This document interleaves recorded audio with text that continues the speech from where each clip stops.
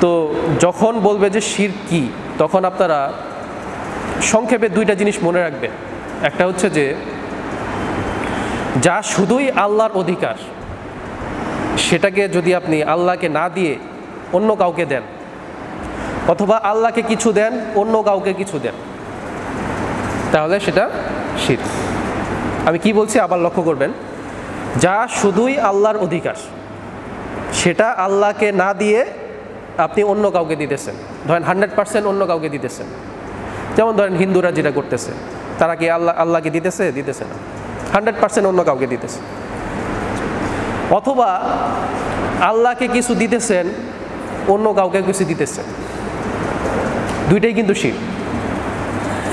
ধরেন আল্লাহকে আপনি 99% দিতেছেন, অন্যকে 1% দিতেছেন, এটাও কিন্তু শিরক। আবার অন্যকে 100% দিতেছেন, আল্লাহকে 0% দিতেছেন, এটাও কিন্তু শিরক। কোন জিনিসটা? যেটা হচ্ছে শুধুই আল্লাহর অধিকার। যেমন একটা উদাহরণ দিই, যেমন ধরেন সিজদা করা, এটা কার অধিকার? শুধুই আল্লাহর অধিকার। তারপরে ধরেন কুরবানি করা, মানত করা, বিপদাপদে ডাকা, এগুলো কার অধিকার? শুধুই আল্লাহর অধিকার। তো এই শুধুই আল্লাহর অধিকারটা শুধুমাত্র আল্লাহকে দিতে হবে, অন্য কারো বিন্দুমাত্র এতে কোনো অংশ নেই। এটাই হচ্ছে মূলত শিরক। আর যদি অন্যভাবে বলতে চান, সেটা হচ্ছে মহান আল্লাহর রুবুবিয়্যাহ, উলুহিয়্যাহ এবং আসমা ও সিফাত, এই তিন ক্ষেত্রে কোনো ব্যক্তি বা বস্তুকে শরীক করা হচ্ছে শিরক। আমি বিষয়টা ব্যাখ্যা করে বোঝাই দিতেছি। সেটা হচ্ছে, ধরেন আল্লাহ তো হচ্ছেন আমাদের রব, তো রবের তো কিছু বৈশিষ্ট্য আছে না? তারপরে আল্লাহ হচ্ছেন আমাদের মাবুদ, তো মাবুদের কিছু বৈশিষ্ট্য আছে। তারপরে মহান আল্লাহর কিছু সুন্দর সুন্দর নাম এবং গুণ আছে। তো এই তিনটা বিষয়ে যদি আল্লাহর সাথে কোনো ব্যক্তি অথবা বস্তুকে শরীক করেন, তাহলে সেটা হয়ে যাবে কি? শিরক। তো এই যে আমি শিরক সম্বন্ধে বললাম, এই বিষয়টা কি আপনাদের কাছে ক্লিয়ার হয়েছে? আপনারা কি বুঝতে পারছেন? কারো কোনো প্রশ্ন থাকলে হাত তুলবেন সাথে সাথে, যে এই জিনিসটা বুঝি নেই। আর কেউ যদি আমার এই আলোচনার সাথে কোনো দ্বিমত পোষণ করতে চান, তাহলে আমার সাথে দার্সে পরে বসতে পারেন। যাই হোক, এখন এই শিরক আসলে কত প্রকার, এটা নিয়ে আলেমদের মধ্যে কিছুটা মতভেদ আছে। কেউ কেউ বলছেন যে শিরক 3 প্রকার, কেউ কেউ বলছেন 2 প্রকার। যারা বলছেন 3 প্রকার, তারা বলতেছেন যে শিরকুল আকবার অর্থাৎ বড় শিরক, আর শিরকুল আসগর ছোট শিরক, এবং 3 নম্বর হচ্ছে আর শিরকুল খফি গুপ্ত শিরক, গোপনীয় শিরক। তাদেরও কিন্তু দলিল আছে, কোরআন সুন্নাহ থেকে তাদেরও দলিল আছে। আর যারা বলতেছেন যে না, শিরক হচ্ছে আসলে 2 প্রকার, বড় শিরক এবং ছোট শিরক, তাদের দলিল হচ্ছে গুপ্ত শিরকটাও ছোট হইতে পারে অথবা বড় হইতে পারে। তাহলে আসলে আলটিমেটলি কি দাঁড়াইলো? যে শিরক আসলে 2 প্রকার। যদি আপনি বলেন যে 3 প্রকার, গুপ্ত শিরকে ইনক্লুড করে যদি আপনি বলেন যে শিরক 3 প্রকার, তাহলে আমার যুক্তি হচ্ছে যে ওই গুপ্ত শিরকটাও ছোট হইতে পারে অথবা বড় হইতে পারে। তাহলে আসলে শিরক মূলত 2 প্রকার। আচ্ছা, তো এখন আমাদের আজকে আলোচনার বিষয়বস্তু হচ্ছে যে শিরকুল আসগর, ছোট শিরক। তো সবসময় মনে রাখবেন যে কোনো শিরক ছোট হোক কিংবা বড় হোক, সেটা 3 ভাবে হইতে পারে। কয়ভাবে? 3 ভাবে হইতে পারে। প্রথম ভাবে হচ্ছে মানুষের অন্তর দ্বারা শিরক হয়, যেমন অন্তরে বিশ্বাস। একটা জিনিসের মধ্যে ভালো বা খারাপ হওয়ার কোনো গুণ আল্লাহ দেন নাই, কোনো জিনিসকে বরকতময় হওয়ার গুণ আল্লাহ দেন নাই, সেটাকে আপনি বরকতময় মনে করতেছেন, তাহলে এটা কি অন্তরে বিশ্বাস না? তাহলে এটা হচ্ছে শিরক, ছোট শিরক। এইভাবে ছোট শিরক হয় অন্তর থেকে। 2 নাম্বার হচ্ছে কথার মাধ্যমে ছোট শিরক হয়। যেমন ধরেন আপনি আল্লাহ ছাড়া অন্য কারো নামে কসম করলেন, এটা কি মুখ দিয়ে তো বলছেন, তাই তো শিরক হয়েছে। এটা কি কথার মাধ্যমে ছোট শিরক। যেমন মান হালাফা বিগাইরিল্লাহ ফাকাদ আশরাকা, যে ব্যক্তি আল্লাহ ছাড়া অন্য কারো নামে শিরক করলো, আল্লাহ ছাড়া অন্য কারো নামে কসম করলো, সে আসলে কি করলো? শিরক করলো। এটা হচ্ছে কথার মাধ্যমে ছোট শিরক। আর 3 নম্বর হচ্ছে আমলের মাধ্যমে ছোট শিরক। এটার উদাহরণ কি? যেমন ধরেন একটা জিনিস, যেমন ধরেন কাক ডাকতেছে আপনার মাথার উপরে, আপনি মনে করলেন এটা মধ্যে কুলক্ষণ আছে, আমার যাত্রা হয়তো অশুভ হবে, এই জন্য আপনি কি করলেন? যাত্রা থেকে বিরত থাকলেন। এই যে একটা আমল করলেন, এটা কি হলো? ছোট শিরক। আমার কথার উদ্দেশ্য হচ্ছে যে শিরক ছোট হোক বা বড় হোক, এই 3 উপায়ই হয়। অন্তর থেকেও হয়, কথা থেকেও হয়, আমলের মাধ্যমেও হয়। আচ্ছা, এখন আমাদের যেটা শিখতে হবে সেটা হচ্ছে যে কখন বুঝবেন যে আসলে সেটা ছোট শিরক।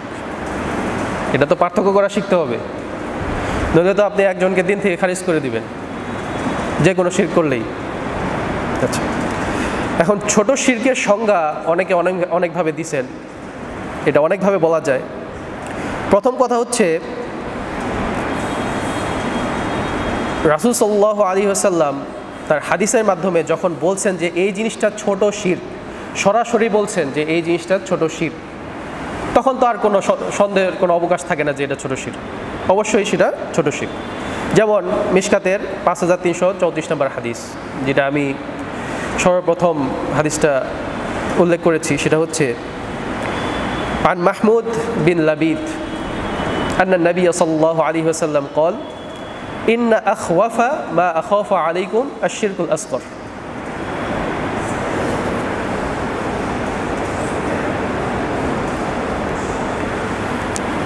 অর্থাৎ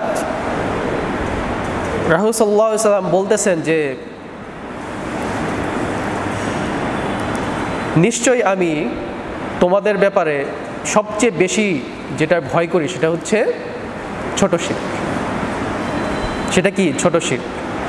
তখন সাহাবীগণ জিজ্ঞেস করলেন, ওয়া মা শিরকুল আসগর, ছোট শিরক আসলে কি জিনিস? তখন রাসূল সাল্লাল্লাহু আলাইহি ওয়াসাল্লাম বললেন কি?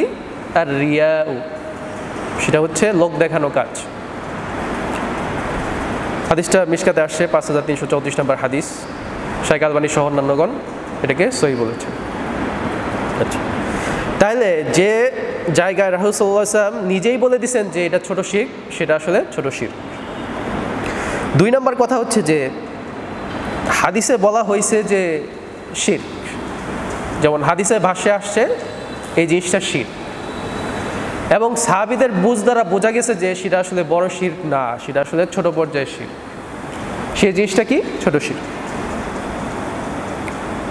যেমন একটা উদাহরণ দিই আপনাদের। একটা হাদিস আসছে ইবনু মাজাতে 2118 নম্বর হাদিস, শাইখ আলবানী সহ অন্যান্যগণ সহিহ বলেছেন। সেটা হচ্ছে হুযায়ফা ইবনুল ইয়ামান রাদিয়াল্লাহু আনহু একদিন বলতেছেন, হাদিস বর্ণনা করতেছেন যে তাদের জামানায় এক মুসলিম ব্যক্তি স্বপ্ন দেখলেন যে এক ইহুদি ব্যক্তি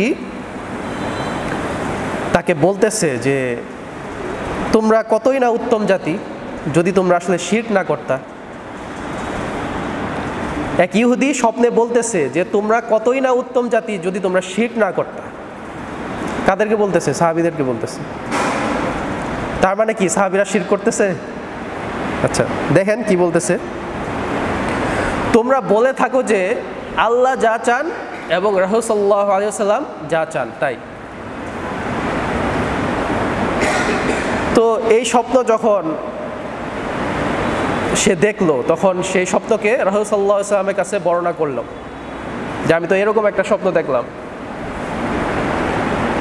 তখন রাসূল সাল্লাল্লাহু আলাইহি ওয়াসাল্লাম বললেন যে আমি তো তোমাদেরকে এরকম কথা বলা শিখাই নাই যে আল্লাহ যা চান এবং রাসূল সাল্লাল্লাহু আলাইহি ওয়াসাল্লাম যা চান তাই। এরকম কথা তো আমি তোমাদেরকে বলা শিখাই নাই, বরং তোমরা বলবে আল্লাহ যা চান এবং এরপরে রাসূল সাল্লাল্লাহু আলাইহি ওয়াসাল্লাম যা চান। এখন এই হাদিস আমি কেন পেশ করলাম? এই হাদিস এই জন্য পেশ করলাম যে এখানে তো শিরকের কথা বলা হয়েছে, কিন্তু সাহাবীগণ এবং রাসূল সাল্লাল্লাহু আলাইহি ওয়াসাল্লাম এই হাদিস দ্বারা বুঝছেন ছোট শিরক। কারণ এটা যদি বড় শিরকি হইতো, এটা যদি বড় পর্যায়ে পাপই হইতো, তাহলে তো রাসূল সাল্লাল্লাহু আলাইহি ওয়াসাল্লাম অনেক আগেই তাদেরকে শিখাইতেন। যেমন সুদের কথা শিখাইছেন, ব্যভিচারের কথা শিখাইছেন, এ বিষয়ে ভয়াবহতার কথা উল্লেখ করছেন না। তো এটা যদি বড় পর্যায়ে পাপ হইতো, সেটা তো রাসূল সাল্লাল্লাহু আলাইহি ওয়াসাল্লাম আগেই তাদেরকে শিখাইতেন। তো এটা থেকেও বোঝা যায় যে এটা হচ্ছে ছোট শিরক, এটা বড় পর্যায়ে শিরক না। আচ্ছা, 3 নম্বর বিষয় হচ্ছে যে শিরক বড় শিরকের দিকে ধাবিত করে সেটা হচ্ছে ছোট শিরক। যে শিরক করলে আপনি আস্তে আস্তে বড় শিরক করবেন সেটা হচ্ছে ছোট শিরক। 4 নম্বর সংজ্ঞা হচ্ছে এমন কোনো বিশ্বাস, কথা কিংবা কাজ যেটা থেকে আপাত দৃষ্টিতে মনে হয় যে কোনো কিছুকে আল্লাহ সমপর্যায়ে করে দেওয়া হয়েছে, কিন্তু প্রকৃতপক্ষে আল্লাহ সমপর্যায়ে করা হয়নি, এটা হচ্ছে ছোট শিরক। আরও অনেক সংজ্ঞা আছে, আমি এত ডিটেলসে যাইতেছি না। এখন কথা হচ্ছে যে মহান আল্লাহ তো বলছেন কোরআন মাজিদে যে নিশ্চয়ই আল্লাহ শিরক ছাড়া সব কিছু মাফ করে দিবেন, কিন্তু শিরকের গুনাহ মাফ করবেন না। তখন এই শিরক বলতে আসলে কোন শিরক বুঝাইতেছে? সেটা কি শুধু বড় শিরক মাফ করবেন না, নাকি ছোট শিরকও মাফ করবেন না? একটা তো প্রশ্ন থেকে যায়। তো কোনো আলেম বলছেন যে এখানে আল্লাহ শিরকে আমভাবে উল্লেখ করছেন, এখানে বলেন নাই যে বড় শিরক না ছোট শিরক। আল্লাহ বলছেন শিরক করলে মাফ করবেন, তার মানে কি ছোট শিরকও হইতে পারে। তাদের যুক্তি হচ্ছে এটা যে আল্লাহ তো বলেন নাই যে বড় শিরক না ছোট শিরক। কিন্তু অধিকাংশ আলেমের মতে যে ছোট শিরক করলে আল্লাহ মাফ করতে পারেন, কিন্তু বড় শিরক করলে মাফ করবেন। তাদের দলিল কি? এই যে একটু আগে যে উল্লেখ করলাম যে সাহাবীগণ একটা বিষয়ে মানে তাদের মধ্যে প্রচলিত ছিল, সেটা ছোট পর্যায়ের শিরক ছিল, সেটা বড় শিরক ছিল না। তো ওই জিনিসটা যদি এতই বড় হইতো তাহলে রাসূল সাল্লাল্লাহু আলাইহি ওয়াসাল্লাম তো অনেক আগেই তাদেরকে জানাইতেন। তো তাদের এবং অন্যান্য যেসব দলিল আছে, যেমন ধরেন শিরক মানে কিন্তু কুফর, জানেন কি না? শিরক এবং কুফর একই জিনিস, শুধুমাত্র সংজ্ঞাগত একটু পার্থক্য আছে। তাইলে এই আয়াতের ব্যাখ্যা যদি আমি এইভাবে করি যে মহান আল্লাহ বড় শিরক, বড় কুফর, বড় মুনাফিকি কখনোই মাফ করবেন, এই আয়াতের ব্যাখ্যা হচ্ছে এরকম। এমন না যে বড় কুফর করলে আল্লাহ মাফ করবেন, বরং আয়াতের অর্থ হচ্ছে আল্লাহ বড় শিরক এবং বড় শিরকের সমপর্যায়ের পাপ আল্লাহ মাফ করবেন না, কিন্তু এর চেয়ে ছোট পর্যায়ের যে কোনো পাপ আল্লাহ মাফ করবেন। আয়াতের অর্থ হচ্ছে এটা, আয়াতের উদ্দেশ্য হচ্ছে এটা। তাই যদি হয়তো যেমন হাদিসে আসছে যে কোনো মুসলিম ব্যক্তিকে গালি দেওয়া ফাসিকি, তার সাথে লড়াই করা হচ্ছে কুফর, তাহলে একজন মুসলিম আরেকজন মুসলিমের সাথে লড়াই করতেছে, যুদ্ধ করতেছে, তাহলে আমি একটু আগে যে বললাম যে শিরক মানে হচ্ছে কুফর, তাহলে এই লড়াই করার কারণে কি তারা চিরস্থায়ী জাহান্নামী? আল্লাহ তো এই যুদ্ধ করার জিনিসটাও তো ক্ষমা করতে পারেন, কারণ এটা ছোট শিরক, ছোট কুফর, এটা বড় কুফর না। আল্লাহ শুধুমাত্র বড় শিরক, বড় কুফর, বড় মুনাফিকি মাফ করবেন না, কিন্তু ছোট পর্যায়ে যদি হয় ইনশাআল্লাহ মাফ করবেন। আচ্ছা, এখন এখানে আরেকটা প্রশ্ন আছে, সেটা হচ্ছে যে ছোট শিরক বড় নাকি কবিরা গুনাহ বড়? আপনাদের কাছে কি মনে হয়, ছোট শিরক বড় নাকি কবিরা গুনাহ বড়?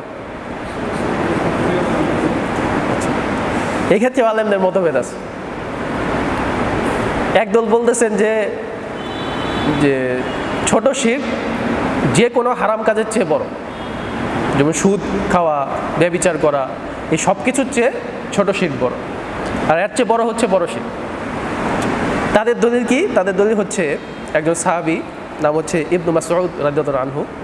তো তার একটি কওল আসছে, সেটা হচ্ছে ইরওয়াউল গলিল, শাইখ আলবানীর কিতাব।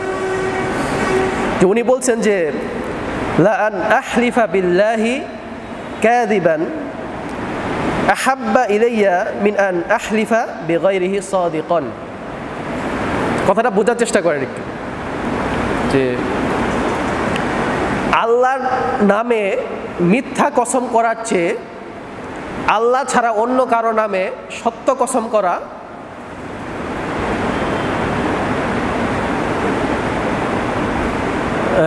লা আন আহলিফা বিল্লাহি কাযিবান আহাব্বা ইলাইয়া মিন আন আহলিফা বিগাইরিহি সাদিকান। অর্থাৎ আল্লাহর নামে মিথ্যা কসম করা এটা আমার কাছে ভালো। কিসের চেয়ে ভালো? আল্লাহ ছাড়া অন্য কারো নামে সত্য কসম করার চেয়ে ভালো। কি বলছে বুঝতে পারছেন? যে আমি আল্লাহর নামেই কসম করতেছি, প্রয়োজনে আমি মিথ্যা কসম করব, এটাও আমার কাছে তুলনামূলক ভালো। কিন্তু আল্লাহ ছাড়া অন্য কারো নামে যখন আমি কসম করব, সেটা যদি সত্য হয়ে থাকে, সেটার চেয়ে আল্লাহর নামে মিথ্যা কসম করা ভালো জিনিস। তার মানে এর মাধ্যমে কি বুঝাইতেছেন উনি? যে যদি আপনি আল্লাহর নামে মিথ্যা কসম করেন, এটা হারাম কাজ, এটা হারাম কাজ। কিন্তু যদি আল্লাহ ছাড়া অন্য কারো নামে আপনি সত্য কসম করেন, এটা হচ্ছে ছোট শিরক। তাহলে হারাম কাজ বড় না ছোট শিরক বড়? ছোট শিরক বড়।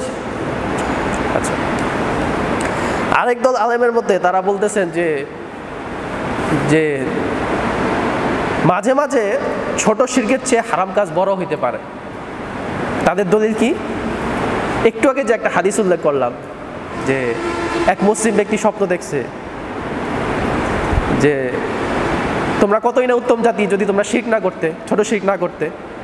তো এই জিনিসটা দেখেন, রাসূল সাল্লাল্লাহু আলাইহি ওয়াসাল্লাম তাদেরকে এই জিনিসটা আগে শিখান নাই, কারণ এটা ছোট পর্যায়ের। ছোট শিরকের মাত্রা আছে। ছোট শিরকের কি মাত্রা আছে? ছোট শিরক বড় পর্যায়ের হইতে পারে, ছোট শিরক ছোট পর্যায়ের হইতে পারে। যেমন ছোট শিরক বড় পর্যায়ের কোনটা? যে আল্লাহ ছাড়া অন্য কারো নামে কসম করা, এটা হচ্ছে বড় পর্যায়ের ছোট শিরক। এটা কি বড় পর্যায়ের ছোট শিরক? আমার কথা কি কঠিন লাগতেছে নাকি? আর এই যে আল্লাহ যা চান এবং আপনি যা চান, এটা হচ্ছে ছোট পর্যায়ের ছোট শিরক। তো এটা হচ্ছে কথার একটা ছোট শিরক। তো এই জিনিসটা ব্যভিচার করার চেয়ে বড় না। তাদের যুক্তি হচ্ছে এটা, যে সুদ খাওয়ার মতো বড় জিনিস এটা না। এজন্য ছোট শিরকেরও মাত্রা আছে। কোনো কোনো ছোট শিরক যে কোনো হারাম কাজের চেয়ে বড়, এবং কোনো কোনো ছোট শিরক এরকম হইতে পারে যে বড় পর্যায়ে হারাম কাজের চেয়ে সেটা তুলনামূলক ছোট। তো এটা আমরা ক্লিয়ার হইলাম। এখন আরেকটা জিনিস, সেটা হচ্ছে যে যে কোনো ছোট শিরক সেটা নিয়ত অনুযায়ী বড় শিরক হইতে পারে। যেমন ধরেন আপনি আল্লাহ ছাড়া অন্য কারো নামে কসম করলেন, মায়ের কসম, বাবার কসম, কাবার কসম কসম করলেন, তো এটা তো আপনি ছোট শিরক করলেন। আচ্ছা, এখন যদি আপনি এই নিয়তে ছোট শিরক করেন যে এই মা বাবা অথবা কাবা এটা সম্মান সর্বোচ্চ পর্যায়ের, এটা নিজে থেকেই সম্মানিত, তো এই ধারণার বসে যদি আপনি এটার কসম করে বসেন, তাহলে সেটা হয়ে যাবে বড় শিরক। আমার কথার উদ্দেশ্য হচ্ছে যে নিয়ত অনুযায়ী ছোট শিরক বড় শিরক হয়ে যেতে পারে। যেমন আপনি আপনার মাথার উপর একটা কাক রাখতেছে, আপনি কলক্ষণ নিলেন এখান থেকে, তো এটা হচ্ছে ছোট শিরক। কিন্তু আপনি যদি এই বিশ্বাস করেন যে এটা নিজে থেকেই আপনাকে ক্ষতি করতে পারে, মানে আল্লাহর প্রভাব ছাড়াই তার নিজস্ব একটা প্রভাব আছে, ক্ষতি করার একটা প্রভাব আছে, তাহলে এটা বড় শিরক হয়ে যাবে। নিয়ত অনুযায়ী ছোট শিরক বড় শিরক হয়ে যেতে পারে।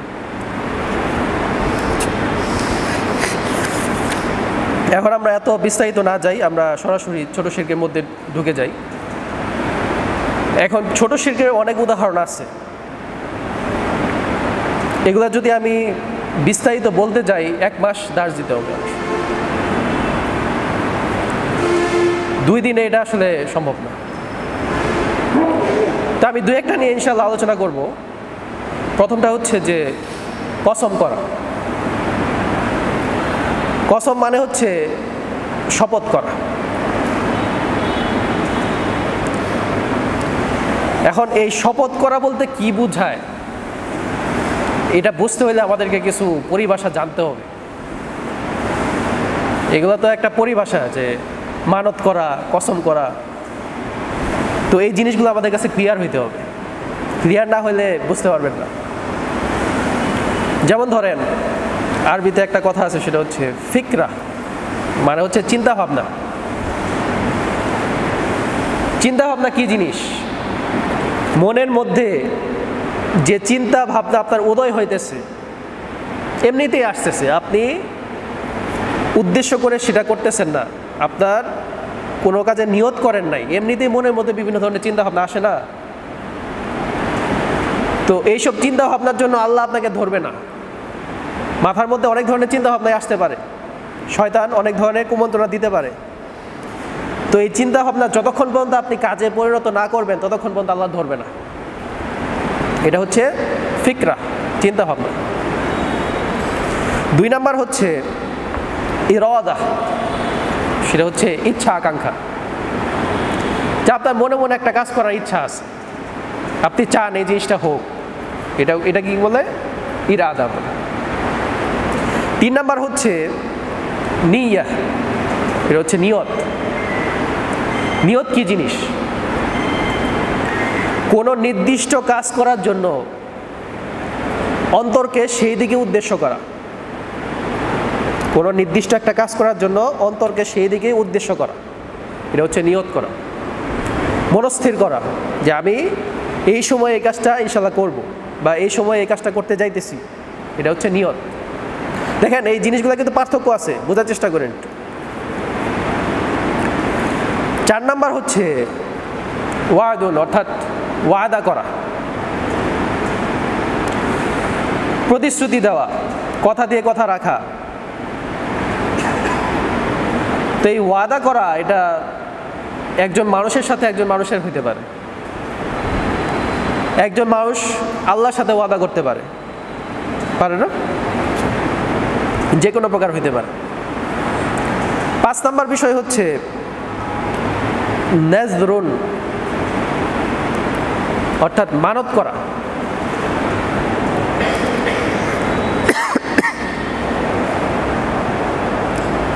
মানত করা আসলে কি জিনিস? মানত করা বলতে বোঝায় আল্লাহর কাছে ওয়াদা করা, আল্লাহর কাছে প্রতিজ্ঞা করা, যে হে আল্লাহ, আমি তোমার কাছে প্রতিজ্ঞা করতেছি, তোমার কাছে ওয়াদা করতেছি যে এই কাজটা আমি অবশ্যই করব। এটা হচ্ছে মানত করা। এখানে একটা শর্ত আছে। আপনি মনে মনে চিন্তা করলেন যে হে আল্লাহ, আমি তোমার সাথে প্রতিজ্ঞা করতেছি যে আমি এই কাজটা অবশ্যই করব, আপনার মানত হয় নাই, হবে না। অবশ্যই মুখ দিয়ে উচ্চারণ করতে হবে। মানত করার ক্ষেত্রে শর্ত হচ্ছে মুখ দিয়ে অবশ্যই উচ্চারণ করতে হবে। আপনি মুখ দিয়ে অবশ্যই বলবেন যে হে আল্লাহ, আমি তোমার কাছে প্রতিজ্ঞা করতেছি যে এই কাজটা অবশ্যই করব, অথবা এই কাজটা হইলে এই কাজটা করব। শর্ত হচ্ছে মুখে উচ্চারণ করতে হবে। মনে মনে প্রতিজ্ঞা করলেন, সেটা মানত হবে না। তাহলে মানতের সংজ্ঞা আমি কি বললাম? আল্লাহর কাছে প্রতিজ্ঞা করা। আর কসমের সংজ্ঞা হচ্ছে আল্লাহর নামে প্রতিজ্ঞা করা। পার্থক্য বুঝছেন? আল্লাহর কাছে প্রতিজ্ঞা করা হচ্ছে মানত, আর আল্লাহর নাম নিয়ে প্রতিজ্ঞা করা হচ্ছে কসম। শর্ত হচ্ছে অবশ্যই মুখ দিয়ে বলতে হবে। মনে মনে বলবেন সেটা হবে না, মুখে অবশ্যই উচ্চারণ করতে হবে, নইলে মানত হবে না, কসমও হবে না। তাইলে আমরা বুঝতে পারলাম সেটা হচ্ছে ওয়াদা আপনি মানুষের সাথেও করতে পারেন, আল্লাহর সাথেও করতে পারেন, কিন্তু আল্লাহর কাছে যখন ওয়াদা করবেন, আল্লাহর কাছে যখন প্রতিজ্ঞা করবেন, তখন সেটা হবে মানত, যদি আপনি মুখ দিয়ে সেটা উচ্চারণ করেন। আর আল্লাহর নামে যদি ওয়াদা করেন, আল্লাহর নাম নিয়ে যদি প্রতিজ্ঞাবদ্ধ হন, তাহলে সেটা হচ্ছে কসম। এখন একটা উদাহরণ আছে, সেটা হচ্ছে ধরেন, আচ্ছা মানুষ সম্বন্ধে আরেকটু বলি, সেটা হচ্ছে মানত মেইনলি 2 ভাবে হইতে পারে। একটা হচ্ছে যে জিনিসটা আল্লাহ ফরজ করেন নাই, ধরেন নফল, ঐচ্ছিক, মুস্তাহাব, সে জিনিসটা যদি নিজের উপর আবশ্যিক করে নেন সেটা হচ্ছে মানত।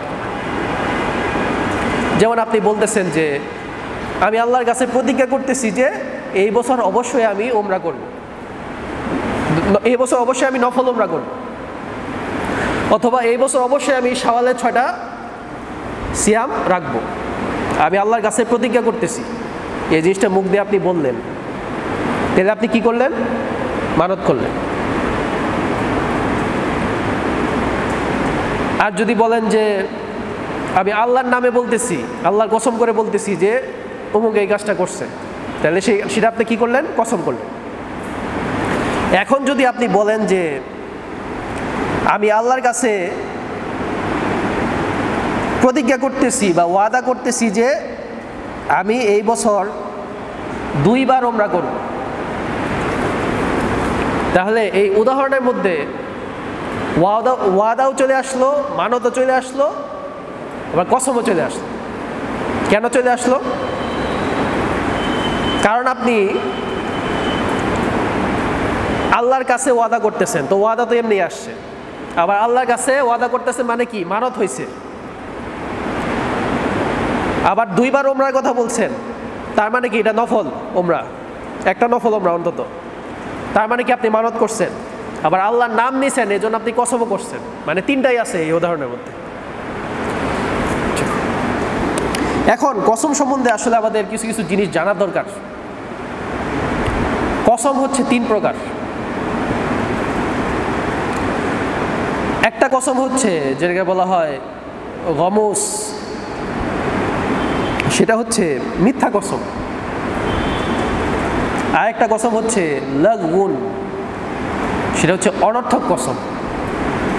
আর একটা কসম হচ্ছে মুনআকিদা, অর্থাৎ উদ্দেশ্যমূলক কসম। 3 ধরনের কসম আছে। তো গমুস বলা হয় মিথ্যা কসমকে। যেমন একটা হাদিস আপনি দেখবেন যে সহিহ মুসলিমে আছে যে 3 ব্যক্তির দিকে কিয়ামতের দিন মহান আল্লাহ তাকাবেন না, তার সাথে কথা বলবেন না, তাকে গুনাহ থেকে পবিত্র করবেন না, তার জন্য রয়েছে লাঞ্ছনাদায়ক শাস্তি। 3 ব্যক্তির কথা আল্লাহ বলছে। রাসূল সাল্লাল্লাহু আলাইহি ওয়াসাল্লাম আমাদেরকে জানাইছেন যে 3 ব্যক্তির দিকে আল্লাহ এইসব জিনিস করবেন না। তো এর মধ্যে একটা শ্রেণী হচ্ছে যারা মিথ্যা কসম করে জিনিসপত্র বিক্রি করে, এটা হচ্ছে গমুস, মিথ্যা কসম। তো গমুস বলা হয় অতীতকাল এবং বর্তমানকালের কসম, এবং সেটা মিথ্যা। যেমন ধরেন আপনি বলতেছেন যে আমি আল্লাহর কসম করে বলতেছি এই জিনিসটা ভালো জিনিস, আপনি নিতে পারেন, অথচ এই জিনিসের মধ্যে অনেক ত্রুটি বিচ্যুতি আছে। তাহলে এই জিনিসটা অতীতকাল কিংবা বর্তমানকালের বিষয়, কিন্তু মিথ্যা, এটাকে বলা হয় গমুস। তো কেউ যদি মিথ্যা কসম করে তার কোনো কাফারা দিতে হবে না। কসম করলে কাফারা আছে, মানত করলে কাফারা আছে।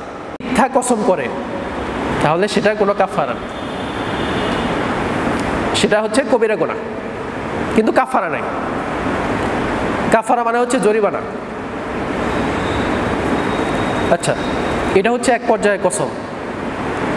আরেকটি পর্যায়ের কসম হচ্ছে লাগউন, সেটা হচ্ছে অনর্থক কসম। যেমন আল্লাহ বলছেন সূরা বাকারার 225 নম্বর আয়াতে বলছেন যে লা ইউআখিযুকুমুল্লাহু বিল-লাগওয়ি ফি আইমানিকুম ওয়ালাকিন ইউআখিযুকুম বিমা কাসাবাত কুলুবুকুম, যে আল্লাহ তোমাদের অর্থহীন কসমের জন্য তোমাদেরকে পাকড়াও করবেন না, কিন্তু সেই কসমের জন্য পাকড়াও করবেন যেটা তোমরা উদ্দেশ্যমূলকভাবে করো, সেটার জন্য পাকড়াও করবেন। হ্যাঁ, অর্থহীন কসমটা আসলে কি জিনিস? যে আরবে সাধারণত এটা দেখা যায় যে তারা কথায় কথায় বললে যে ওয়াল্লাহি ওয়াল্লাহি, আল্লাহর কসম আল্লাহর কসম, আমি এটা করছি, আমি এটা করব, ওয়াল্লাহি। তো আরব দেশে এটা অনেক প্রচলিত আছে, যে মুখের কথাতেই চলে আসে অটোমেটিক। এটা হচ্ছে অর্থহীন কসম, উদ্দেশ্যমূলক কসম না। তো আল্লাহ বলছেন যে অর্থহীন কসমের জন্য আল্লাহ আমাদেরকে ধরবেন না, কিন্তু উদ্দেশ্যমূলক কসমের জন্য আল্লাহ আমাদেরকে ধরবেন। তাইলে কেউ যদি অর্থহীন কসম করে সে সেই পর্যায়ে কোনো পাপ করতেছে না, কারণ তা এটা উদ্দেশ্যহীনভাবে চলে আসতেছে, উদ্দেশ্যমূলক না, তাই এটা ইচ্ছা ছিল না, এমনিতে চলে আসছে। আচ্ছা, 3 নম্বর বিষয় হচ্ছে উদ্দেশ্যমূলক কসম, সেটাকে বলা হয় মুনআকিদা। তো এই কসমের জন্যই মেইনলি কাফারা প্রযোজ্য হবে। সেটা হচ্ছে ভবিষ্যৎকালের কোনো কসম, যে আল্লাহর নামে আপনি কসম করতেছেন যে অমুক কাজটা আপনি করবেন, ভবিষ্যতে করবেন, সেটা হচ্ছে উদ্দেশ্যমূলক কসম, সেটার জন্যই মেইনলি কাফারা প্রযোজ্য হবে। আপনাদের জন্য কি জটিল হয়ে যাইতেছে নাকি? বুঝতে পারতেছেন?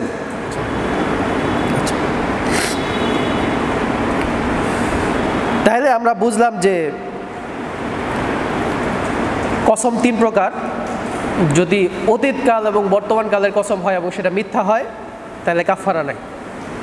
সেটা যদি অর্থহীন কসম হয় সেটা কাফারা নাই, আর সেটা যদি ভবিষ্যৎকালের কসম হয় তাহলে সেটা কাফারা আছে। এখন কসম সম্বন্ধে কিছু হাদিস আসছে, সেগুলো আপনাদের জানা দরকার। সেটা হচ্ছে আবু দাউদে আসছে 3251 নম্বর হাদিস, সেটা হচ্ছে মান হালাফা বিগাইরিল্লাহ ফাকাদ আশরাকা। এটা আমরা আগেই বলছি যে ব্যক্তি আল্লাহ ছাড়া অন্য কারো নামে কসম করলো সে শিরক করলো। এখানে শিরক দ্বারা উদ্দেশ্য হচ্ছে ছোট শিরক, উদ্দেশ্য হচ্ছে ছোট শিরক, কারণ সাহাবীগণ এটা এইভাবে বুঝছেন। আচ্ছা, যেমন রাসূল সাল্লাল্লাহু আলাইহি ওয়াসাল্লাম আরও বলছেন, সহিহ মুসলিমে আসছে, সেটা হচ্ছে লা তাহলিফু বিত-তাওয়াগি, তোমরা তাগুতের নামে কসম করো না। ওয়ালা বিআবাইকুম, এবং তোমাদের বাপ দাদার নামে কসম করো না। তাহলে বাপ দাদার নামে কসম করা যাবে না। কোনো ব্যক্তি বা বস্তু সেটা যতই সম্মানিত হোক না কেন, সেটা কাবা ঘর হইতে পারে, সেটার নামে কসম করা যাবে না। কসম করলেই শিরক হয়ে যাবে। ধরেন আল্লাহর নামে কেউ কসম করছে যে এই কাজটা করবে, তাহলে অবশ্যই সেটাকে সত্যে পরিণত করতে হবে, ভাগা যাবে না। বাংলা কি হবে?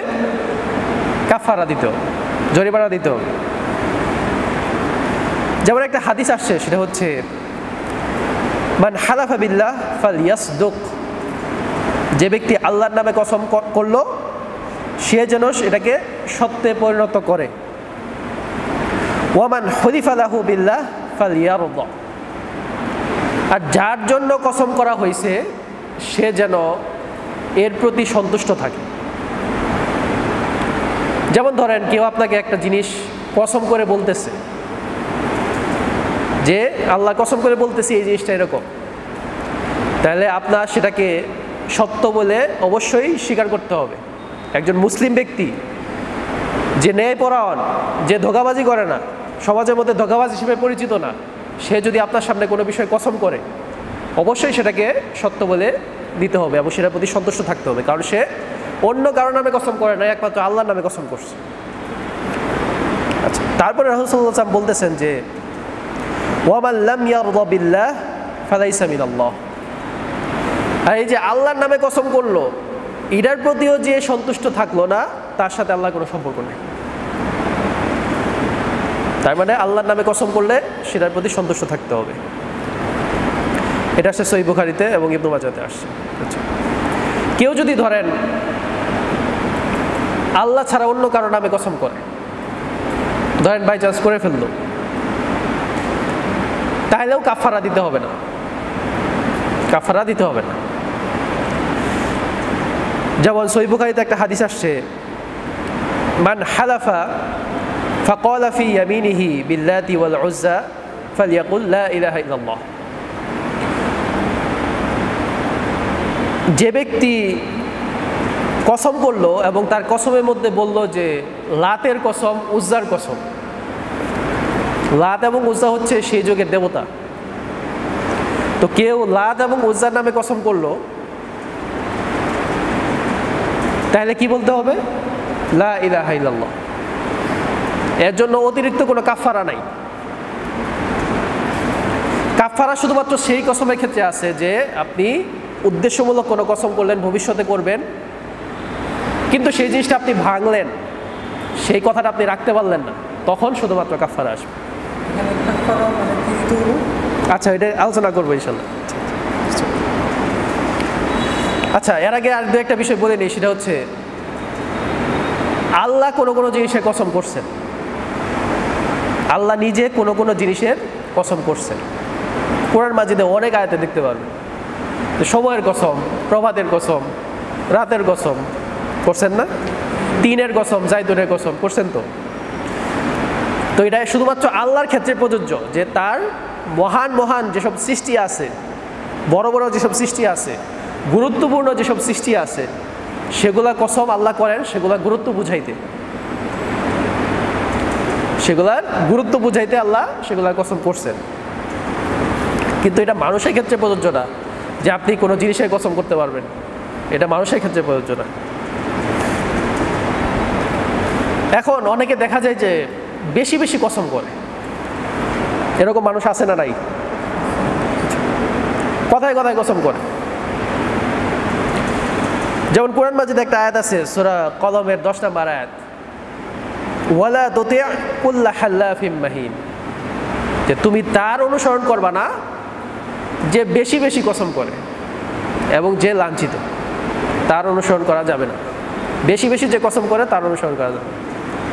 যেমন মহান আল্লাহ আরো বলেন সূরা মাইদার 89 নম্বর আয়াতে যে ওয়াহফাজু আইমানাকুম, যে তোমরা তোমাদের কসম সমূহের হেফাজত করো।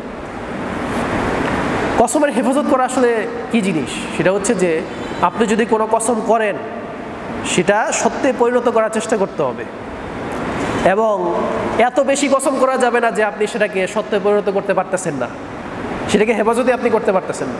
এত বেশি পরিমাণ কসম করা যাবে না, অল্প পরিমাণে কসম করবেন এবং সেটাকে সত্যে পরিণত করার চেষ্টা করতে হবে। এটা হচ্ছে উদ্দেশ্য। এখানে একটা কথা আরো বলে রাখি, সেটা হচ্ছে যে কসমের একটা শব্দ আসছে, সেটা হচ্ছে যে ইয়ামিন। ইয়ামিন মানে হচ্ছে ডান হাত। তো আগের দিনে আরব দেশে ডান হাতের সাথে ডান হাত মিলায়া কসম করা হইতো, এই জন্য এই কসমের নাম দেওয়া হয়েছে কি? ইয়ামিন, ডান হাত। এই জিনিসটা পরবর্তীতে কসম হিসেবে ব্যবহৃত হইতেছে। ইয়ামিন মানে হচ্ছে কসম। এখন আরো একটা প্রশ্ন আসে, সেটা হচ্ছে যে কোরআন স্পর্শ করে কসম করা যাবে কিনা? আমাদের তো একটা প্রশ্ন আছে এই বিষয়ে। দেখেন যে কোরআন মাজিদ হচ্ছে মহান আল্লাহর কালাম, কথা। তো কেউ যদি কোরআন মাজিদ স্পর্শ করে কসম করে এই উদ্দেশ্যে যে এটা আল্লাহর কথা, ধরেন এইভাবে নিয়ে কসম করলো যে আমি কোরআনের কসম করতেছি, তার উদ্দেশ্য হচ্ছে যে আমি আল্লাহর কথার কসম করতেছি। আমরা আগেই বলছি যে শুধুমাত্র আল্লাহর কসম করা যাবে, এর অর্থ হচ্ছে যে আল্লাহর নামের কসম করতে পারবেন, আল্লাহর গুণের কসম করতে পারবেন। আল্লাহ যত সুন্দর সুন্দর নাম আছে, যেমন আমি রহমানের কসম করতেছি, আমি রজ্জাকের কসম করতেছি, করা যাবে। অথবা বলতে পারবেন যে আমি আল্লাহর রহমতের কসম করতেছি, আমি আল্লাহর দয়ার কসম করতেছি, আমি আল্লাহর কথার কসম করতেছি, করা যাবে। কিন্তু আল্লাহর নামে কসম মানে হচ্ছে আল্লাহর নাম এবং গুণের কসম। তো কেউ যদি কোরআন মাজিদ স্পর্শ করে কসম করে এই উদ্দেশ্যে যে সেটা হচ্ছে আল্লাহর কথা, তাহলে সেটা জায়েজ। কিন্তু কেউ যদি কোরআন মাজিদের যে পৃষ্ঠা আছে, যে মলারটা আছে, এটা তো আর আল্লাহর কথা না, সেটা তো মানুষের বানানো জিনিস। কাগজটা যে আছে সেটা কি আল্লাহর কথা? সেটা তো কথা না। এর মধ্যে যে জিনিসটা আছে, যে কথাগুলো আছে, সেগুলো আল্লাহর কথা। এ ধরেন কোরআন ছাপানোর জন্য যে কালি ব্যবহার করা হয়েছে, সেটা তো আল্লাহর কথা না, সেটা তো মানুষ বানাইছে কালি। তো কেউ যদি এই কোরআন মাজিদের এই যে এইসব সৃষ্ট যেসব জিনিস আছে, মলাট বলেন, কাগজ বলেন, এটা ধরে যদি এটা সহ কসম করা উদ্দেশ্য নেয় তাহলে কসম করা যাবে। বরং উদ্দেশ্য নিতে হবে যে আমি আল্লাহর কথার কসম করতেছি, এই উদ্দেশ্যে কসম করতে হবে। আচ্ছা, আমি এখন ওই কাফারা নিয়ে কিছু কথাবার্তা বলবো। সেটা হচ্ছে ইবনু মাজায় একটা হাদিস আসছে, 2125 নম্বর হাদিস। সেটা হচ্ছে মানতের কাফারা কসমের কাফারার মতোই। আপনি আল্লাহর নামে আল্লাহর কাছে মানত করছেন অথবা আল্লাহর নামে কসম করছেন, এখন সেটা রাখতে পারতেছেন না, তাহলে কাফারা দিতে হবে, জরিমানা দিতে হবে। জরিমানা না দিলে কবিরা গুনাহ, কারণ আপনি ভাঙছেন। তখন কাফারা কিভাবে দিবেন আসলে, এ বিষয়ে বিস্তারিত কোরআন মাজিদে আয়াত নাজিল হয়েছে। সেটা হচ্ছে সূরা মাইদার 89 নম্বর আয়াত, বিশাল বড় আয়াত, সময় সংক্ষিপ্তের জন্য আমি সেটা বলতেছি না। এখানে আপনাকে 4টা কাজের যে কোনো একটা করতে হবে। প্রথমে 3টা বিষয় উল্লেখ করা হয়েছে যে কেউ যদি কোনো কসম করে এবং সেটা যদি ভাঙে তাহলে 3টা কাজের একটা কাজ অবশ্যই করতে হবে। প্রথম হচ্ছে 10 জন মিসকিনকে মধ্যম মানের খাবার দিতে হবে। এটা পরিমাণটা হাদিসে আসছে, সেটা হচ্ছে যে অর্ধ স, মানে হচ্ছে 1.5 কেজি প্রায়। এটা ওজন ভেদে বিভিন্ন রকম হইতে পারে। এটা একটা তো পাত্র, এর মধ্যে যেটাই দিবেন সে অনুযায়ী ভিন্ন ভিন্ন ওজন হইতে পারে। আচ্ছা, অর্ধ স খাবার হচ্ছে 2 বেলার খাবার। আরব দেশে 2 বেলা খাবার প্রচলিত ছিল, সকাল সন্ধ্যায় খাবার। তো 2 বেলার খাবার হচ্ছে 1.5 কেজি খাবার। তো 10 জন মিসকিনকে মধ্যম মানের খাবার দিতে হবে, মানে হচ্ছে 1.5 কেজি খাবার দিতে হবে। হয় এটা করতে হবে, অথবা 10 জন মিসকিনকে মধ্যম মানের পোশাক দিতে হবে, কাপড় দিতে হবে, অথবা একজন মুসলিম দাস অথবা দাসীকে আজাদ করতে হবে। কাফের দাসী হইলে কিন্তু হবে না, মুসলিম হইতে হবে। এই 3টা কাজের যে কোনো একটা কাজ অবশ্যই করতে হবে। কিন্তু ধরেন এই 3টা কাজের একটা কাজ কেউ করতে পারলো না, তখন 4 নাম্বার অপশন হচ্ছে তখন, এর আগে কিন্তু না। প্রথমে দেখতে হবে যে এই 3টা কাজের একটা আপনি করতে পারতেছেন কিনা।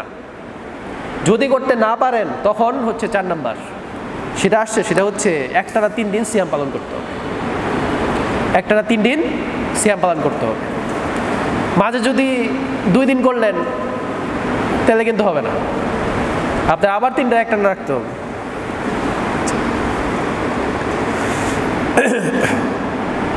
এখানে প্রথম 3টা অপশন হচ্ছে ঐচ্ছিক, আপনি যে কোনো একটা নিতে পারবেন, কিন্তু 4 নাম্বারটা অবশ্যই নিতে হবে।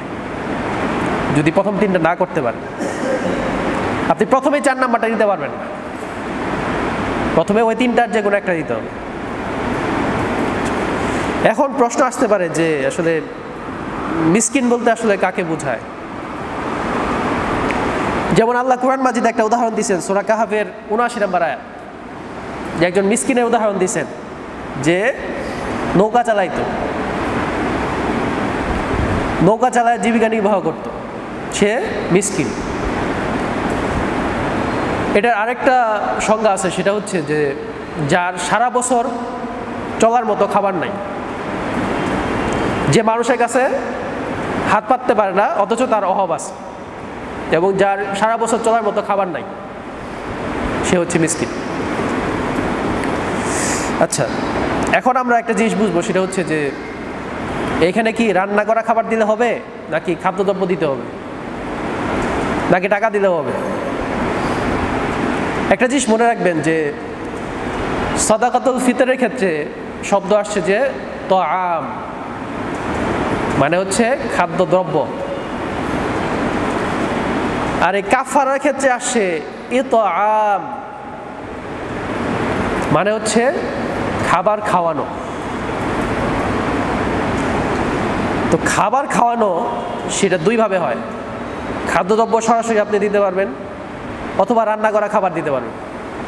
কাউকে নিয়ে হোটেলে নিয়ে গেলেন, তাকে খাবার প্যাকেট দিয়ে দিলেন অথবা সেখানে বসে থেকে খাওয়াইলেন, সেটা হচ্ছে ইতআম, খাবার খাওয়ানো। যেমন আল্লাহ কোরআন মাজিদে সূরা মুজাদালাতে বলছেন যে ফাইতআমু সিত্তিনা মিসকিনা, ৬০ জন মিসকিনকে খাবার খাওয়াবে।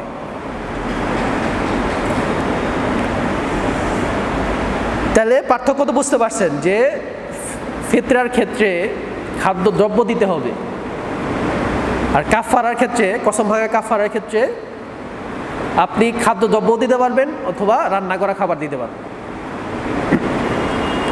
কিন্তু টাকা দিলে হবে না। কেন হবে না?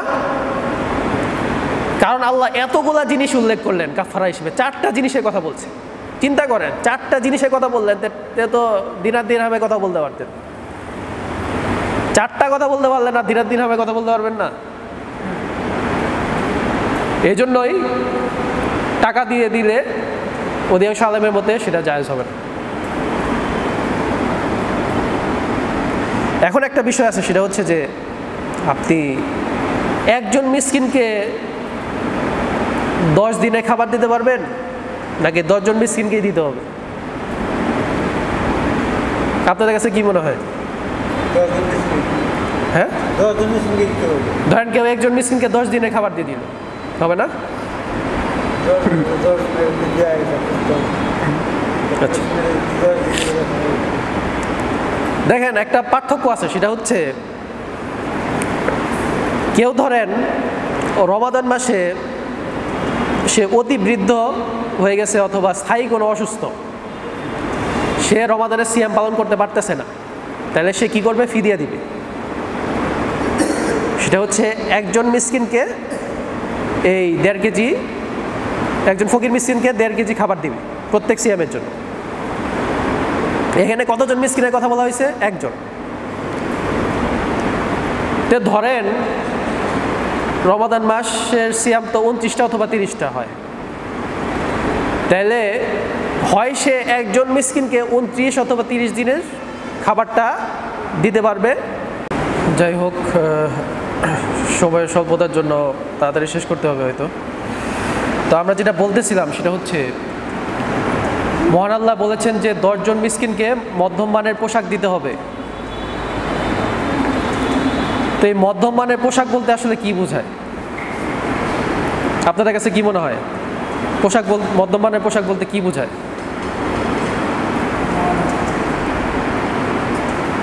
কি বোঝায় আসলে? কিভাবে বুঝবেন যে এই মানের দিলে ঠিক আছে? না, এটা তো আপেক্ষিক বিষয়। এটা তো আপনি আপনার স্ট্যান্ডার্ড অনুযায়ী আপনার কাছে একটা জিনিস বেশি মনে হতে পারে অথবা কম মনে হতে পারে, এটা আপেক্ষিক না। কোনো আলেম বলছেন যে এমন পোশাক দিতে হবে যে পোশাক দিলে সওয়াত আদায় করা যায়। যেমন ছেলেদের ক্ষেত্রে কি কমপক্ষে একটা লুঙ্গি হইতে হবে অথবা কাঁধ ঢাকতে হবে, এরকম হইতে হবে। এটা তো বাধ্যতামূলক। তো এই মানের ন্যূনতম হইতে হবে, এটা হচ্ছে মধ্যমানের পোশাক। মহিলাদের ক্ষেত্রে দেখেন যে তার সওয়াত আদায়ের জন্য যে পোশাকটা দরকার, তার হিজাব বলেন, তার এই যে পায়ের নিচ পর্যন্ত ঢাকার মতো এরকম একটা পোশাক তার দিতে হবে। আপনি শুধু একটা লুঙ্গি দিলেন, একটা ফতুয়া দিলেন, হবে না। আপনার দুইটাই দিতে হবে, নয়তো তো সওয়াত আদায় করতে পারবে না। এটা হচ্ছে মধ্যম মানের একটা পোশাকের একটা স্ট্যান্ডার্ড। যাই হোক, অনেক আলোচনার বিষয় ছিল। এখন একটা বিষয় জানতে হবে, সেটা হচ্ছে সহিহ মুসলিমের হাদিস, যে আদি ইবনু হাতিম রাদিয়াল্লাহু আনহু বলতেছেন যে একজনের প্রশ্ন, নিম্নমানের পোশাক, মধ্যমানের পোশাক, নিম্নমানের পোশাক কোনটা, উচ্চমানের পোশাক কোনটা? নিম্নমান মানে আপনার ন্যূনতম জিনিসটা ফুলফিল করতে হবে। এখন আমি তো বললামই যে আপনি কোন মানের দিতেছেন সেটা নির্ভর করবে আপনার ইনকামের ওপর। আপনার সাপেক্ষে আপনার চিন্তা করতে হবে যে আমি ধরেন 80 টাকা চাল খাই, এখন আমি কি কাউকে 40 টাকা চাল দিতে পারবো, 50 টাকা চাল দিতে পারবো? এটা নিম্নমানের চাল আমার দৃষ্টিকোণ থেকে। তো আমি যদি 120 টাকার চাল দিই, সেটা অনেক ভালো মানের চাল। আমার দৃষ্টিতে মধ্যমানের চাল হচ্ছে আমি যেটা খাই। এটাই যে বিবেচ্য বিষয়। আচ্ছা, রাসূল সাল্লাল্লাহু আলাইহি ওয়াসাল্লাম বলছেন যে কোনো ব্যক্তি ধরেন কসম করলো, কিন্তু পরবর্তীতে দেখতে পারলো যে এই কসমটা যদি না করত, অথবা এই কসম না করলে এর চেয়ে ভালো কাজ হওয়ার সম্ভাবনা বেশি। যেমন ধরেন কেউ কসম করে বলতেছে যে আমি অবশ্যই এই কাজটা করব, আল্লাহ কসম করে বলতেছে এই কাজটা করব, কিন্তু সে দেখতে পাইতেছে যে এই কাজটা না করলে আসলে মঙ্গল, তখন রাসূল সাল্লাল্লাহু আলাইহি ওয়াসাল্লামের নির্দেশনা হচ্ছে যে সেই কসমটা ভাঙতে হবে, এবং ভাঙবেন এবং কাফারা দিবেন, ভাঙবেন এবং কাফারা দিবেন। এটাই হচ্ছে ইসলামের নির্দেশনা।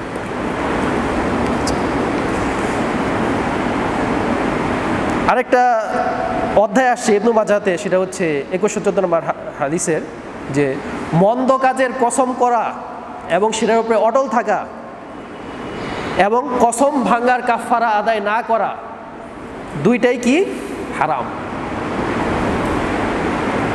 মন্দ বিষয়ের কসম করে সেটার উপরে অটল থাকা, অথবা ধরেন আপনি কসম করছেন সেটা ভাঙার কাফারা আপনি আদায় করবেন না, দুইটা জিনিসই হারাম। ইবনে মাজাহতে 2105 নম্বর হাদিস, সেটা হচ্ছে কেউ ধরেন কসম করলো এবং কসমের সাথে ইনশাআল্লাহ বলল, তাহলে কসম করা কাফারা দিতে হবে না। কেউ বলল যে আমি আল্লাহর কসম করে বলতেছি ইনশাআল্লাহ আজকে আমি ঢাকা যাব, কিন্তু সে ঢাকা গেল না, তাহলে তার কাফারা দিতে হবে না, শুধুমাত্র ইনশাআল্লাহ যুক্ত করার কারণে। কেউ যদি বলে যে আমি আল্লাহর কসম করে বলতেছি যে তোমার এই কাজটা অবশ্যই করতে হবে, তারপরে ধরেন যে সে ওই কাজটা করলো না, তখন যে বলছিল তার উপর কাফারা ওয়াজিব হয়ে যায়। বুঝতে পারছেন? ধরেন আমি আপনাকে বলতেছি যে আমি আল্লাহর কসম করে বলতেছি যে আপনি এই কাজটা অবশ্যই করবেন, ধরেন আপনি ওই কাজটা করলেন না, তাহলে আমার উপরে কাফারা ওয়াজিব হয়ে যায়।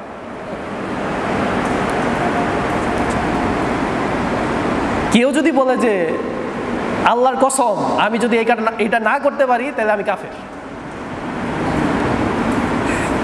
হাদিসে আসছে এগুলা, এমন আজ আমি বানায় বলতেছি, হাদিসে আসছে এগুলো। তাইলে এটা নিয়ে আলেমদের এটা নিয়ে দুইটা মত আছে। একটা হচ্ছে কেউ যদি নিজেকে সতর্ক করার জন্য বলে, নিজেকে কন্ট্রোল করার জন্য বলে, যে ধরেন বলতেছে যে আমি যদি অমুক খারাপ কাজটা করি তাহলে আমি কাফের, আল্লাহ কসম করে বলতেছি, তার মানে কি সে নিজেরা সাবধান করে নিল যে ওই কাজটা যদি কোনো কমে যাতে না করে। যদি এই উদ্দেশ্যে যদি এই কথা বলে থাকে তাহলে কাফের হবে না। আর যদি আসলেই উদ্দেশ্য নেয় যে যে যা ওই কাজটা আমি যদি নাই করতে পারি, যা আল্লাহ কসম করে বলতেছি আমি কাফের হয়ে যাব, আমি যদি তারা হত্যা নাই করতে পারি, আমি আল্লাহ কসম করে বলতেছি আমি কাফের হয়ে যাব, কিন্তু সে দেখা গেল যে হত্যা করতে পারলো না, অথবা এরকম অন্যান্য অনেক বিষয় আছে। এই কারণে একটা হাদিস আসছে, সেটা হচ্ছে সহিহ বুখারী হাদিস 6652 নম্বর হাদিস, সেটা হচ্ছে মান হালাফা বিগাইরি মিল্লাতিল ইসলাম ফাহুয়া কামা ক্বাল। যে ব্যক্তি ইসলামের বাইরে কোনো কিছু, কোনো মিল্লাত অর্থাৎ অন্য জীবন বিধানের, অন্য জীবন দর্শনের যাওয়ার কসম করল, মানে ইসলামের সে থাকবে না, অন্য জীবন দর্শনে চলে যাবে, ফাহুয়া কামা ক্বাল, সে যেমন বলছে সেরকমই হবে। কেউ যদি বলে যে অমুক কাজটা যদি আমি না করতে পারি তাহলে আমি কাফের, আল্লাহ কসম করে এটা যদি সে বলে, আর সে যদি ওই কাজটা না করতে পারে, সে যদি আসলে উদ্দেশ্য নেয় যে সে ওইটাতে চলে যাবে, তাহলে অবশ্যই কাফের হয়ে যাবে। কেউ যদি কসম করে বলে যে আমি আল্লাহর কসম করে বলতেছি যদি আমার ওয়াইফ এই কাজটা করে তাহলে সে তালাক, তাহলে কি হবে? আচ্ছা, এটা নিয়ে আলেমদের মধ্যে মতভেদ আছে, তো অধিকাংশ আলেমের মধ্যে তালাক হয়ে যাবে, এক তালাকই হবে। কারণ আহলে হাদিসরা তো সেটাই ফলো করে যে এক বৈঠকে যদি আপনি অনেক তালাক দেন সেটা এক তালাক হিসেবে গণ্য হবে, মানে এক তালাক অন্তত গণ্য হবেই। এখন ইবনু তাইমিয়া রাহিমাহুল্লাহ এক্ষেত্রে ভিন্নমত পোষণ করতেছেন। তিনি বলতেছেন যে যদি এই উদ্দেশ্য নেয় যে সে তার ওয়াইফকে সতর্ক করতেছে যে তুমি এই কাজটা করবা না, যদি করো তাহলে আল্লাহ কসম করে বলতেছি যে তালাক, এটা যদি সতর্ক করার উদ্দেশ্য নেয় তাহলে তালাক হবে। ঠিক এর আগে আমরা যেটা বললাম যে যদি নিজেকে কন্ট্রোল করার উদ্দেশ্য নেয় তাহলে কাফের হবে না, কিন্তু যদি এই ধরনের উদ্দেশ্য না থাকে এমনিতেই যদি বলে তাহলে যা বলছে সেটাই হয়ে যাবে। ধরেন কেউ অনেকগুলা কসম ভঙ্গ করছে, তাহলে কাফারা কয়বার দিতে হবে? এখন যদি আপনার আমরা যদি মানে আপনারা যদি আইডেন্টিফাই করতে পারি, নির্দিষ্ট করতে পারি, তাহলে পুরোটাই মনে করি। আচ্ছা ধরেন আপনি দুইবার অপবিত্র হয়েছেন, দুইভাবে অপবিত্র হয়েছেন, ধরেন গোসল ফরজ হয়েছে দুইভাবে, একবার করলে হবে। তাহলে একবার করলে হয়ে যাবে না? আচ্ছা, তাহলে ধরেন বিগত জীবনে আপনি অনেকবার কসম ভঙ্গ করছেন, এখন একবার কাফারা দিলেই হয়ে যাবে ইনশাআল্লাহ। বারবার প্রত্যেকটা আইডেন্টিফাই করা আপনার সম্ভব না। যারা মনে করেন যে অতীতে আমি অনেক মানে পছন্দ ভঙ্গ করছি, কাপড় দিতে হবে একবার দিবেন।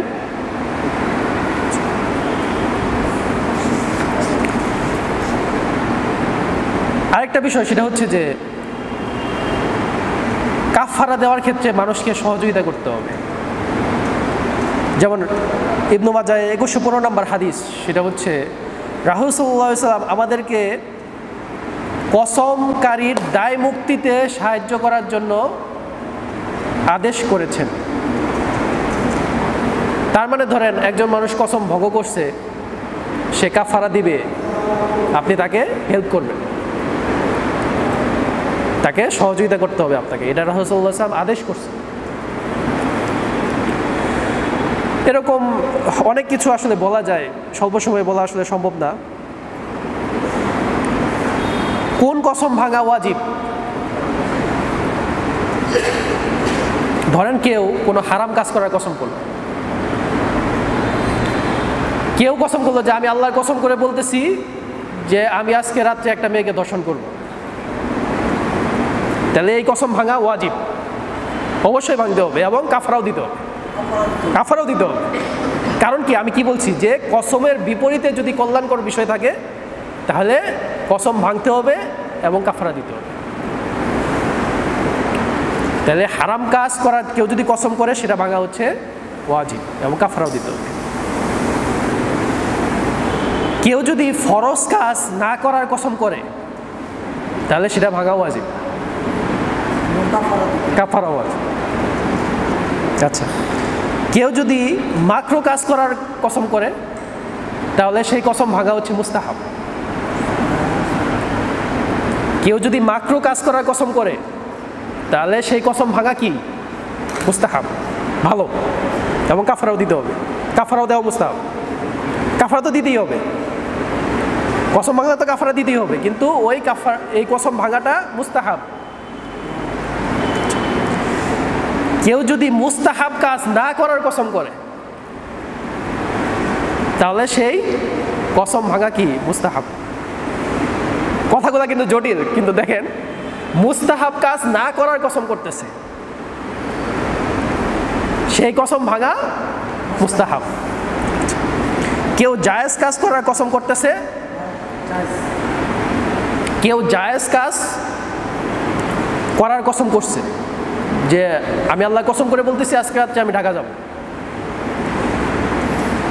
তাহলে এই কসম ভাঙা কি? জায়েজ এবং কাফারা সহ। আচ্ছা, জায়েজ হচ্ছে ঐচ্ছিক, যেটা হালাল সেটা হচ্ছে জায়েজ। মুস্তাহাব হচ্ছে যেটা করলে সওয়াব হবে, যেটা করার জন্য তাকিদ দেওয়া হয়েছে, যেটা করলে ভালো, সেটা হচ্ছে মুস্তাহাব। আচ্ছা, কেউ ধরেন মুস্তাহাব কাজ করার কসম করছে তাহলে সেটা ভাঙা কি? মাকরু। কেউ মাকরু কাজ না করার কসম করছে তাহলে সেটা ভাঙা মাকরু। কেউ ধরেন ফরজ কাজ করার কসম করছে, সেটা ভাঙা হচ্ছে হারাম। কেউ হারাম কাজ না করার কসম করছে, সেটা ভাঙা হারাম। অনেকভাবে কিন্তু বলা যায় আসলে, এটা হচ্ছে ফিকি বিষয় এগুলো। কেউ হারাম কাজ না করার কসম করছে, যে আমি আল্লাহর নামে কসম করতেছি যে আজকে চুরি করব না, তাহলে এটা ভাঙা কি হারাম। হারাম কাজ না করার কসম করা, এটা ভাঙা হারাম। যাই হোক, আমার মনে হয় আর না গানোই ভালো।